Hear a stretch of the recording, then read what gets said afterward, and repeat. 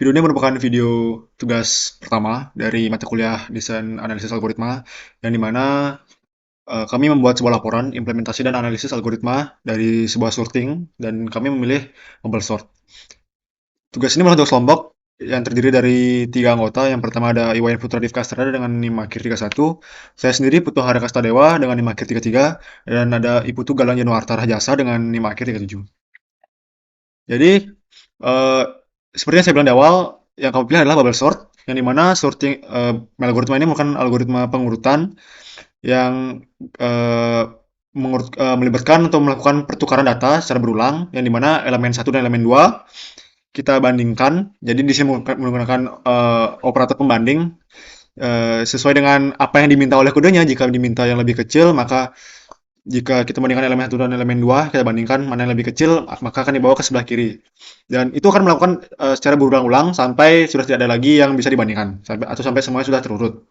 Jadi ini sirkuit yang kami buat, yang mendekati bahasa pemrograman Python sesuai yang kami pilih. Yang pertama, di mana kami membuat sebuah function dengan bubble sort dengan parameter array dengan n sebagai variabel panjang dari array tersebut. Lalu di sini ada perulangan i dari 0 sampai n kurang satu. Nah, lalu di sini ada sebuah perintah swap yang dimana jika ada yang belum tertukar, maka kodenya tidak akan dilanjutkan lagi supaya supaya lebih efisien. Lalu di sini juga ada sebuah perulangan lagi ya, dengan variabel j dari 0 mencapai ni dan 1, yang mana itu adalah indeksnya atau yang di awal variabel tadi, variabel ini. Lalu ini akan memproses sampai dia sudah swap sampai sama true. Jika tidak ada swap lagi, maka dia akan diberhentikan sampai sana. Berarti kode sudah sorting semuanya. Ini kodenya kurang lebih sama. Dan di sini karena diminta supaya bisa menginputkan sebuah data, jadi saya membuat sesuai perintahnya. Di sini saya membuat supaya bisa menginputkannya. Dan dengan hasil ini bisa dilihat di sini ada tulisan masukan elemen array, dan dengan saya menyertakan dengan kondisinya apa, yaitu dipisahkan dengan spasi. Jadi ini data yang kami gunakan. Di sini terdapat array yang sebelum diurutkan masih sangat acak, dan setelah diurutkannya bisa dilihat di sini yang terkecil ke terbesar. Dan untuk analisis kompleksitas waktu dan selanjutnya akan dijelaskan oleh teman saya. Terima kasih. Jadi di sini saya akan melanjutkan materinya. Di sini saya akan menjelaskan yaitu tentang analisis kompleksitas waktu pada algoritma bubble sort.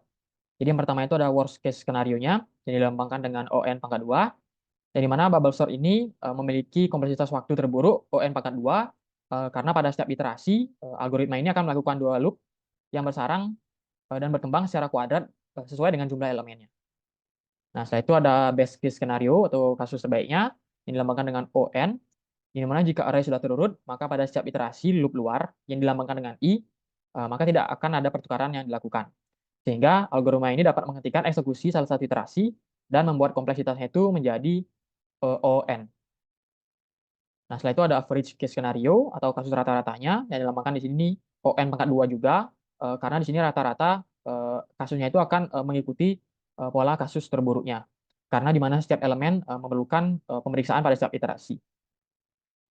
Nah, baik, di sisi selanjutnya saya akan menjelaskan tentang analisis efisiensi dari algoritma bubble sort ini. Jadi yang pertama itu, kami di sini ketahui bahwa bubble sort ini merupakan algoritma yang sederhana, sehingga ia dapat mudah diimplementasikan. Dan di sini bubble sort juga in place sorting, yang mana in place sorting itu adalah menggunakan sedikit ruang tambahan karena melakukan pertukaran langsung pada array tanpa memerlukan struktur dan tambahan. Nah, setelah itu bubble sort di sini juga merupakan stable sorting, di mana sortingnya itu stabil, yang artinya elemen-elemen dalam nilai yang sama akan tetap dalam urutan relatif mereka setelah diurutkan. Nah, setelah itu ada inefisiensi. Di sini karena tadi terdapat kompleksitas waktu terburuk ON pangkat 2, jadi tidak efisien, khususnya pada kumpulan data yang lebih besar. Nah, selanjutnya ada not adaptive, di mana bubble sort ini tidak beradaptasi dengan baik terhadap dataset yang hampir terurut. Nah, itu yang hampir terurut atau lebih besar, atau semakin besar datanya. Nah, itu di sini juga not suitable for large dataset. Ini seperti tadi, di mana algoritma bubble sort ini tidak efisien digunakan pada dataset yang besar. Ini dikarenakan jumlah operasi yang harus dilakukan pada setiap iterasi. Nah, di sini kami juga memberikan kapan penggunaan yang tepat untuk algoritma bubble sort ini, di mana bubble sort dapat digunakan pada dataset kecil atau dataset yang hampir terurut. Nah, bubble sort juga dapat digunakan pada saat performa algoritma tidak terlalu menjadi faktor kritis atau faktor penting. Dan dapat digunakan jika kesederhanaan implementasi lebih diutamakan daripada efisiensi. Nah, setelah itu di sini kami juga memberikan alternatif yang lebih efisien dikarenakan tadi bubble sort ini tidak efisien khususnya pada dataset yang besar. Maka di sini untuk dataset yang lebih besar atau kompleksitas waktu yang lebih baik dapat digunakan beberapa algoritma sorting seperti merge sorting, quick sorting, atau team sorting. Itu merupakan algoritma lain yang bisa digunakan. Nah, mungkin itu saja penjelasan dari saya, dan selanjutnya untuk visualisasinya dari algoritma bubble sort ini akan dijelaskan oleh teman saya. Baik, di sini saya akan menjelaskan di bagian visualisasi, yang dimana di sini terdapat 8 kota yang berisi angka 52, 18, 22, 46, 38, 89, 70, dan 66. Yang dimana bubble sort ini seperti yang dijelaskan oleh teman saya tadi, yang ini mengurutkan dari terkecil ke terbesar dengan cara yang seperti ini. Kita dicet dua kotak di sebelah kiri ini, dicet yang di manakah paling kecil. Misalnya di sebelah kanan paling kecil, dia akan dibawa ke sebelah kiri seperti ini, 18 ke 52. Dan untuk seterusnya juga sama seperti itu, misalnya 52 ke 22, kalau paling kecil 22, dua-duanya akan ditukar ke sebelah kiri, dan 52 yang ditukar ke sebelah kanan. Terus sampai nanti dia turut di ujungnya seperti ini. Nah, 89 dan 66. Jadi mana 66 ini berada di kanan, jadi karena dia lebih kecil dari 89, dia akan ditukar ke sebelah kiri.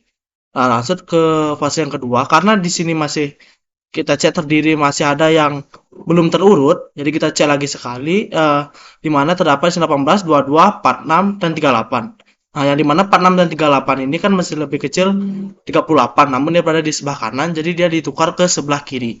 Jadinya 18, 22, 38, 46, 52, 70. Nah, di sini dapat 70 dan 66, yang dimana 66 ini lebih kecil daripada 70. Jadi 66 dan 70 ini ditukar posisinya menjadi 18, 22, 38, 46, 52, 66, 70.